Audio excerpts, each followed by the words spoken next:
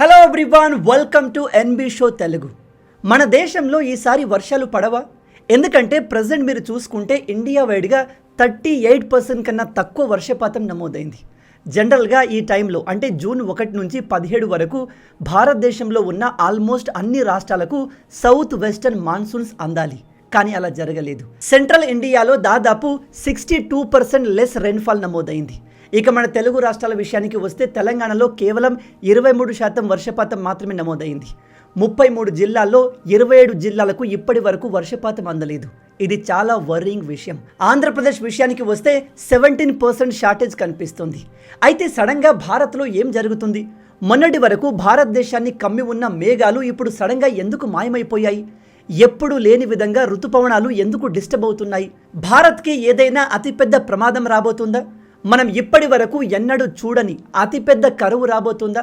ఇలాంటి సమయంలో రైతులు ఎటువంటి జాగ్రత్తలు పాటించాలి? రైతుల ఫైనాన్షియల్ కండిషన్ ఎఫెక్ట్ కాకుండా ఎటువంటి పంటల్ని ప్రిఫర్ చేయాలి?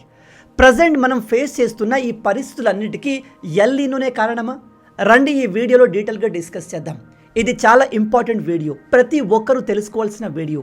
ఋతుపవనాలు కేవలం వర్షాన్ని మాత్రమే తీసుకురావు. ఇవి మన జీవితాన్ని, భారత ప్రజల జీవితాన్ని డ్రైవ్ చేస్తాయి. వాటిలో డిస్టర్బెన్స్ క్రియేట్ అవుతే మన జీవితాలు అల్లకల్లోలం అవుతాయి. ఈ విషయాలు మీరు తెలుసుకోవడంతో పాటు అందరికీ తెలిసేలా వీడియోని షేర్ చేయండి. ఇక టాపిక్లోకి వెళ్దాం. ఇవాళ జూన్ 22. ఈ పాటికి భారత్లోకి ఋతుపవనాలు ఎంటర్ అయి అనేక రాష్ట్రాల్లో వర్షపాతం నమోదవ్వాలి. కానీ అలా జరగలేదు. ఇండియన్ మెటీరియలాజికల్ డిపార్ట్మెంట్ ప్రకారం ప్రీవియస్ ఇయర్తో కంపేర్ చేస్తే ఈసారి 38% తక్కువ వర్షపాతం నమోదైంది. స్పెసిఫిక్ రీజియన్స్ గురించి మాట్లాడితే సెంట్రల్ ఇండియాలో 62% తక్కువ వర్షపాతం నమోదైంది. మీ అందరికీ తెలుసు, ముంబైని ఇండియన్ ఫైనాన్షియల్ క్యాపిటల్ అంటారు. కానీ ముంబై ఇప్పుడు డేంజర్ జోన్లో ఉంది. ఈ టైం కల్లా ముంబైలో ఆల్మోస్ట్ ప్రతి సంవత్సరం వరదలు వచ్చేలా వర్షపాతం నమోదవుతుంది. రోడ్లన్నీ నీటితో నిండిపోతాయి. కానీ ఈ సంవత్సరం అలాంటి వర్షపాతం నమోదవ్వలేదు. ప్రజెంట్ ముంబై డేంజర్లో ఉంది అని ఎందుకు చెప్తున్నాను అంటే అక్కడి గవర్నమెంట్ డేటా ప్రకారం ముంబైలో గ్రౌండ్ వాటర్ లెవెల్స్ విపరీతంగా డ్రాప్ అయ్యాయి. అక్కడి ప్రజలకు కేవలం 30 రోజులకు సరిపడ వాటర్ మాత్రమే ఇప్పుడు అవైలబుల్ ఉన్నాయి. రాబోయే 30 రోజుల్లో తగిన వర్షపాతం నమోదు కాకపోతే మన దేశ ఫైనాన్షియల్ క్యాపిటల్ పరిస్థితి దారుణంగా మారుతుంది. పెట్రోల్, డీజిల్ లాంటి ఫ్యూయల్ లేకుండా జీవితాన్ని మేనేజ్ చేయొచ్చు. కానీ మనకు ప్రతిరోజు అవసరమైన వాటర్ లేకపోతే ఆ సిటీయే డిస్ట్రాయ్ అవుతుంది. సో ప్రజెంట్ ముంబైలో ఆ పరిస్థితి కనిపిస్తుంది. అయితే మన శాస్త్రవేత్తలు చెప్పేది ఏమిటంటే మొన్నటి వరకు భారతదేశం మేఘాలతో కప్పి ఉండేది. కానీ సడన్గా ఇప్పుడు మేఘాలన్నీ మాయమైపోయాయి. వర్షాలు వస్తాయనే హోపే లేకుండా పోయింది. అయితే ఇలా జరగడానికి మేజర్గా 5 రీజన్స్ ఉన్నాయి. ఇక్కడి నుంచి వీడియో కాస్త టెక్నికల్గా, సైంటిఫిక్గా అనిపిస్తుంది. కానీ అసలైన రీజన్స్ తెలుసుకోవడం చాలా ఇంపార్టెంట్. కాబట్టి మీకు ఈ విషయాలన్నింటినీ చాలా ఈజీ లాంగ్వేజ్లో అర్థమయ్యేలాగా చెప్తాను. ప్రజెంట్ భారతదేశంలో వర్షపాతం నమోదు కాకపోవడానికి 5 కారణాలు ఉన్నాయి. అందులో మొదటిది ఎల్ నీనో. అసలు ఎల్ నీనో అంటే ఏంటి అనేది చాలా సింపుల్గా ఎక్స్ప్లెయిన్ చేస్తాను, జాగ్రత్తగా వినండి. మీరు మ్యాప్లో ఇక్కడ చూసినట్టయితే ఇది పసిఫిక్ మహాసముద్రం అండ్ ఇది ఈక్వేటర్, భూమధ్య రేఖ. అయితే ఈ ప్రాంతంలో ట్రేడ్ విండ్స్ ఉంటాయి. 30 degreesతో నార్త్ అండ్ సౌత్ నుంచి ట్రేడ్ విండ్స్ సౌత్ అమెరికా నుంచి ఆస్ట్రేలియా వైపు వీస్తాయి. సముద్రంలో ఎటువంటి అడ్డంకులు ఉండవు, ఫ్రిక్షన్ ఉండదు. కాబట్టి వీటి స్పీడ్ చాలా ఎక్కువగా ఉంటుంది. అయితే ఈ ట్రేడ్ విండ్స్ తమతో పాటు వామ్ వాటర్ని తీసుకెళ్లి ఆస్ట్రేలియాలోని ఇదిగో ఈ ప్రాంతంలో అక్యుములేట్ అయ్యేలాగా చేస్తుంది. దీన్ని WPP, వామ్ పసిఫిక్ పూల్ అంటారు. బేసిక్ సైన్స్ ఏమిటంటే ఎక్కడైతే వామ్ వాటర్ ఉంటుందో అక్కడ నీటి ఆవిరి క్రియేట్ అవుతుంది. నీటి ఆవిరి ఆకాశంలోకి లేచి మబ్బులుగా మారి అది ఆస్ట్రేలియాలోని చాలా ప్రాంతాల్లో వర్షాన్ని క్రియేట్ చేస్తుంది. ఇప్పుడు జాగ్రత్తగా వినండి. ఎప్పుడైతే ఆస్ట్రేలియా ప్రాంతంలో భారీగా వర్షపాతం పడుతుందో అప్పుడు అక్కడ కోల్డ్, డ్రై ఎయిర్ క్రియేట్ అవుతుంది. ఇది ఆ ప్రాంతంలో ఆకాశంలో ఎత్తుకు లేచి అక్కడి నుంచి 2 వైపులా east and west side dive చేస్తుంది. రైట్ సైడ్లో సౌత్ అమెరికా ప్రాంతంలో డైవ్ చేస్తుంది. సో ఎప్పుడైతే ఈ కోల్డ్ ఎయిర్ సౌత్ అమెరికా ప్రాంతంలో డైవ్ అవుతుందో అక్కడ హై ప్రెజర్ క్రియేట్ అవుతుంది. అండ్ లెఫ్ట్ సైడ్ విషయానికి వస్తే ఇది మడగాస్కర్ ప్రాంతంలో డైవ్ చేస్తుంది. అక్కడ కూడా హై ప్రెజర్ క్రియేట్ చేస్తుంది. అయితే ఏప్రిల్, మే, జూన్ స్టార్టింగ్ టైం వరకు ఇండియాలో సమ్మర్ ఉంటుంది. సమ్మర్ అధిక వేడి కారణంగా మన దేశంలో లో ప్రెజర్ క్రియేట్ అవుతుంది. ఇక్కడ బేసిక్ సైన్స్ ఏమిటంటే గాలి అనేది హై ప్రెజర్ నుంచి లో ప్రెజర్కి ట్రావెల్ చేస్తుంది. అయితే మెడగాస్కర్లో డైవ్ అయిన Australian cold dry air Somalia ప్రాంతం వైపు ట్రావెల్ చేసి ఇదిగో ఈ ప్రాంతాన్ని హిట్ చేస్తుంది. దీన్నే హార్న్ ఆఫ్ ఆఫ్రికా అంటారు. ఇక్కడి నుంచి సోమాలి జెట్ సహాయంతో ప్రెజర్ మరింత పెరిగి ఈ ప్రాంతంలో క్రియేట్ అయిన నీటి ఆవిరి మేఘాలుగా క్రియేట్ అయి మన ఇండియా వైపు వీస్తాయి. ఇవే ఋతుపవనాలు, ఇంగ్లీష్లో మాన్సూన్స్ అంటారు. ఇవే మన దేశంలోని రైతులకు జీవనాధారం. ఇవే మన దేశంలోకి వర్షపాతాన్ని తీసుకొస్తాయి. కానీ ఇప్పుడు ఏమవుతుందంటే ఎల్ నీనో ఎఫెక్ట్ వచ్చింది. ఎల్ నీనో ఎఫెక్ట్ అంటే నేను మీకు ఇందాకే చెప్పాను, పసిఫిక్ మహాసముద్రంలో ఈక్వేటర్ దగ్గర ట్రేడ్ విండ్స్ ఉంటాయి అని. అయితే సౌత్ అమెరికా ప్రాంతంలో నార్మల్గా కోల్డ్ వాటర్ ఉంటుంది. ఈ ట్రేడ్ విండ్స్ ఆస్ట్రేలియా ప్రాంతంలో వామ్ వాటర్ని అక్యుములేట్ చేస్తాయి. కానీ ఎప్పుడైతే ఇది రివర్స్లో జరుగుతుందో దాన్నే ఎల్ నీనో ఎఫెక్ట్ అంటారు. ఇప్పుడు ఏం జరుగుతుంది అంటే సౌత్ అమెరికా నుంచి ఆస్ట్రేలియా వైపుగా వీచే ట్రేడ్ విండ్స్ వీక్ అయి రివర్స్ ట్రావెల్ చేస్తాయి. దాంతో సౌత్ అమెరికా దగ్గర వామ్ వాటర్ క్రియేట్ అయ్యి అక్కడ భారీగా వర్షాలు పడతాయి. కానీ ఆస్ట్రేలియా దగ్గర కోల్డ్ వాటర్ ఉంటుంది. కోల్డ్ వాటర్ ఉన్న ప్రాంతంలో వర్షపాతం రాదు, ఎందుకంటే కోల్డ్ వాటర్తో నీటి ఆవిరి క్రియేట్ అవ్వదు కదా. సో ఎల్ నీనో ఎఫెక్ట్ స్టార్ట్ అయినప్పుడు వర్షపాతం అనేది సౌత్ అమెరికా ప్రాంతంలో పడుతుంది. అండ్ నేను మీకు ఆస్ట్రేలియా విషయంలో చెప్పినట్టు ఎప్పుడైతే సౌత్ అమెరికా ప్రాంతంలో భారీగా వర్షపాతం పడుతుందో అక్కడ కూడా కోల్డ్ డ్రై ఎయిర్ ఆకాశంలోకి లేచి రెండు వైపులా డైవ్ అవుతుంది. ఒకటి ఆస్ట్రేలియా వైపు డైవ్ చేసి అక్కడ హై ప్రెజర్ క్రియేట్ చేస్తుంది. రెండవది అట్లాంటిక్ ఓషన్ వైపు డైవ్ చేస్తుంది. దీని కారణంగా మన ఇండియన్ ఓషన్లో హై ప్రెజర్ విండ్స్ క్రియేట్ కావు. దాంతో మన మాన్సూన్ చాలా వీక్ అవుతాయి. వీక్ అయితే మన ఇండియాకు వర్షపాతం అందదు. ఈ విధంగా ఎల్ నీనో ఎఫెక్ట్ ప్రజెంట్ మన ఇండియాకు అతిపెద్ద ప్రాబ్లంగా మారింది. ఇక రెండవ కారణం madden Julian oscillation winds. Equator ప్రాంతంలో ట్రేడ్ విండ్స్ ఇదిగో ఈ విధంగా ఆస్కిలేట్ అవుతూ ట్రావెల్ చేస్తాయి. మీరు ఇక్కడ Pacific ocean, Atlantic ocean and Indian ocean తీసుకుంటే ఇక్కడ మన ఈ విండ్స్ అనేవి ఇండియా దగ్గరికి వచ్చేసరికి ఈ విధంగా పైకి లేస్తాయి. దీన్ని యాక్టివ్ ఫేజ్ అంటారు. ఇది మన ఇండియాలో లో ప్రెజర్ క్రియేట్ చేస్తుంది అండ్ ఇది ఋతుపవనాలు వేగంగా రావడానికి ఉపయోగపడుతుంది. కానీ ఎప్పుడైతే ఈ ఆస్కిలేటింగ్ విండ్స్ ఇండియాలో డైవ్ అవుతుందో, అంటే ఇలా కిందికి డ్రాప్ అవుతుందో దాన్ని ఇనాక్టివ్ ఫేజ్ అంటారు. ఇనాక్టివ్ ఫేజ్లో ఈ విండ్స్ ఇండియా పైన పడినప్పుడు లో ప్రెజర్లో ఉన్న ఇండియన్ అట్మాస్ఫియర్ హై ప్రెజర్గా మారుతుంది. హై ప్రెజర్ క్రియేట్ అయినప్పుడు ఋతుపవనాలు వేగంగా ఇండియాలోకి ఎంటర్ కావు.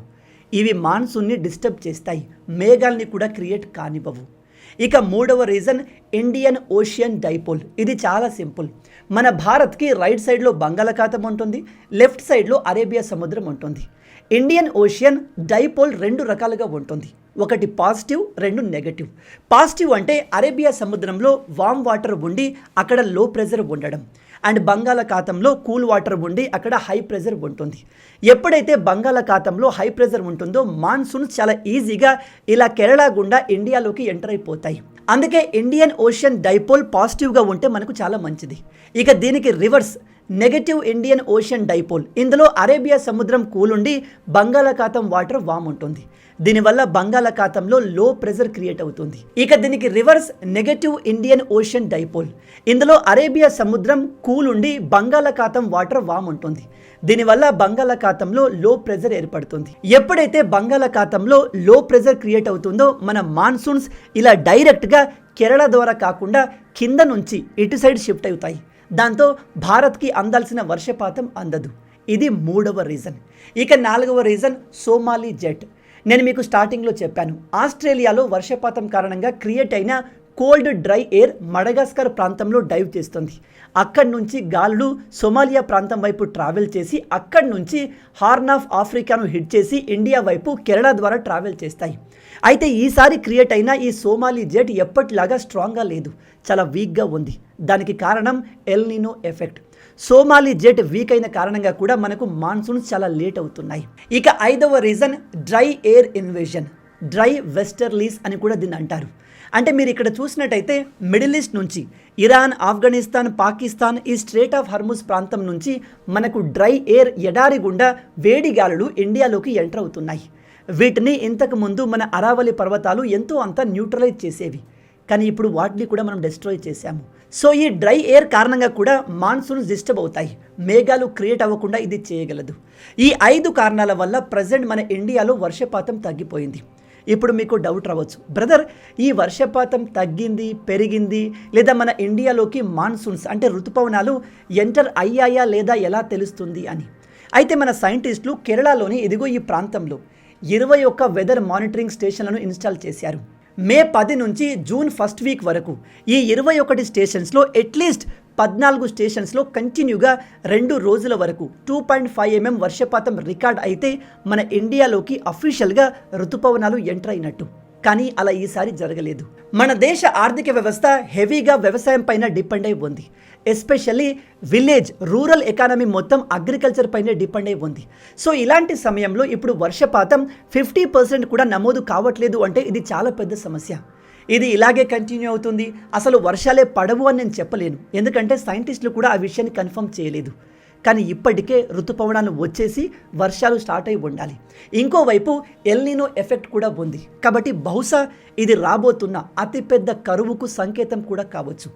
మన దేశంలో పంటలు హెవీగా వర్షపాతం పైన డిపెండ్ అయి ఉంటాయి. Especially rice, cotton, sugar cane, pulses ఇవన్నీ ఋతుపవనాలపైన డిపెండ్ అయి పండే పంటలు. సో ఇప్పుడు వర్షపాతం తగ్గిపోతే ఈ పంటలు పండవు, వీటి దిగుబడి కూడా చాలా వరకు తగ్గిపోతుంది. దాంతో రైతులకు రావాల్సిన ఆదాయం రాదు. అలా జరిగితే ఈసారి రికార్డు లెవెల్లో రైతులు ఆత్మహత్యలకు పాల్పడే అవకాశం ఉంది. ఫుడ్ ఇన్ఫ్లేషన్ కూడా స్టార్ట్ అవుతుంది, అంటే వెజిటేబుల్స్ కాస్ట్ పెరిగిపోతాయి, బియ్యం, పప్పు, ఇతర ఆహార పదార్థాల ధరలు పెరుగుతాయి, ఈవెన్ మిల్క్, మీట్ ప్రైస్ కూడా పెరుగుతుంది. వీటితో పాటు వర్షపాతం లేకపోవడం వల్ల గ్రౌండ్ వాటర్ లెవెల్ పడిపోతుంది, రిజర్వాయర్లు ఎండిపోతాయి, పట్టణాల్లో అయితే తాగడానికి వాటర్ కూడా దొరకదు, అండ్ హైడ్రో పవర్ కెపాసిటీ కూడా తగ్గిపోతుంది. మరి ఈ సమయంలో ఈ ఎఫెక్ట్ నుంచి తప్పించుకోవడానికి మన రైతులు ఇబ్బంది పడకుండా ఉండేందుకు ఏమైనా చేయొచ్చా అంటే కొన్ని జాగ్రత్తలు తీసుకోవచ్చు. ఈ విషయాల్ని పక్కాగా మీకు తెలిసిన రైతులకు ఇన్ఫార్మ్ చేసే ప్రయత్నం చేయండి, ఎందుకంటే చాలామంది రైతులకు ఈసారి వర్షాలు పడతాయో లేదో ప్రాపర్గా తెలియదు. కాబట్టి వాళ్ళు ఎప్పటిలాగే ఎక్కువగా అప్పు తీసుకొని పంటలు స్టార్ట్ చేయడానికి సిద్ధంగా ఉంటారు. ఇప్పుడు మన దగ్గర టెక్నాలజీ ఉంది, వర్షపాతాన్ని ముందే అంచనా వేస్తున్నాం, కాబట్టి ఈ విషయాలు వాళ్ళకు తెలియజేయండి. విషయం ఏమిటంటే ఈ సంవత్సరం వర్షాలు ఎక్కువగా ఉండకపోవచ్చు, కాబట్టి మీరు ఏ పంటను వేయాలి అనే విషయంలో కాస్త జాగ్రత్తగా ఉండండి. ఎక్కువగా వాటర్ని యూజ్ చేసే పంటల్ని వేయకండి, ఎస్పెషల్లీ వరి లాంటివి. ఒకవేళ వరి పంటను వేస్తే చాలా త్వరగా కంప్లీట్ అయ్యే వరి పంటను వేయండి, ఎందుకంటే వర్షపాతం ఇలాగే ఉంటే, వేడి ఇలాగే కంటిన్యూ అయితే కొన్ని రోజుల్లోనే బావులు, చెరువులు ఎండిపోతాయి. పంట సరిగ్గా చేతికి వచ్చే సమయానికి నీరు కూడా ఉండదు, దాంతో మొత్తాన్ని కోల్పోతారు. అలా జరగకుండా ఉండాలి అంటే త్వరగా చేతికి వచ్చే పంటను వేయండి, లేదా వాటర్ని తక్కువగా యూజ్ చేసే పంటను వేయండి. లేదా మీరు మిల్లెట్స్ వైపు షిఫ్ట్ అవ్వండి, అంటే రాగులు, జొన్నలు, వేరుశనగలు, ఆముదం వేసే ప్రయత్నం చేయండి. అండ్ ఒకవేళ మీ దగ్గర బోర్ నీళ్ళు ఉంటే ఎక్కువగా వాటర్ని వేస్ట్ చేయకండి, డ్రిప్ ఇరిగేషన్ వేసుకోండి, లేదా స్ప్రింక్లర్లు వాడండి. ఇలా జాగ్రత్తలు పాటించండి, వాటర్ని ఎక్కువగా వేస్ట్ చేయకండి. ప్రజెంట్ మన సైంటిస్టులు చెప్పేది ఏమిటంటే జూలై 25 తర్వాత భారీగా వర్షాలు పడి ఇప్పుడున్న రెయిన్ డెఫిసిట్ కవర్ అవుతుంది అని. అలా జరిగితే చాలా సంతోషం, కానీ ఖచ్చితంగా జరుగుతుంది అని చెప్పలేము. ఒకవేళ ఎల్నినో ఎఫెక్ట్ ఇలాగే ఉంటే మనం ఈసారి విపరీతమైన కరువును చూడబోతున్నాము. మళ్ళీ చెప్తున్నాను, ఈ ఇన్ఫర్మేషన్ ప్రతి ఒక్కరికి తెలియడం చాలా అవసరం. ఎస్పెషల్లీ విలేజ్లో ఉన్న రైతులకు ఈ వర్షపాతానికి సంబంధించిన విషయాలు చెప్పండి. El Niño effect, Somali jet, trade winds అంటే వాళ్ళకు అర్థం కాకపోవచ్చు, కానీ ఓవరాల్గా వాళ్లకు ఈసారి వర్షపాతం తగినంత ఉండదు. కాబట్టి అనవసరంగా అప్పులు చేయకండి, తక్కువ వాటర్తో పండే పంటల్ని ప్రిఫర్ చేయండి అని క్లియర్గా ఎక్స్ప్లెయిన్ చేయండి. మీరు చేసే ఈ పని చాలామంది రైతుల ప్రాణాలని కాపాడగలదు. కాబట్టి ఈ వీడియోని మీరందరూ షేర్ చేస్తారు అని ఆశిస్తున్నాను. అండ్ వీడియో నచ్చితే లైక్ చేయడం మర్చిపోవద్దు. నేను ఈ వీడియోకి మీకు ఇచ్చే లైక్స్ టార్గెట్ 10,000 లైక్స్. ఎన్ని లైక్స్ ఎక్కువగా వస్తే ఇది అంత ఎక్కువ మందికి రీచ్ అవుతుంది. మొత్తంగా ఇవి ఈ వీడియోకి సంబంధించిన పూర్తి విషయాలు. ఈ వీడియో మీకు నచ్చింది అనుకుంటున్నాను. మన తెలుగు యువతను ఎంత వీలైతే అంత దేశభక్తులుగా మార్చాలి అనే మిషన్తో పనిచేస్తున్నాము. మన ఛానల్ని సబ్స్క్రైబ్ చేసుకొని ఆ మిషన్లో మీరు భాగం అవ్వండి. రాబోయే వీడియోలో ఇంకో ఇంట్రెస్టింగ్ టాపిక్తో మళ్ళీ కలుద్దాం. అంటిల్ దెన్, జై హింద్, జై భారత్, భారత్ మాతాకి జై.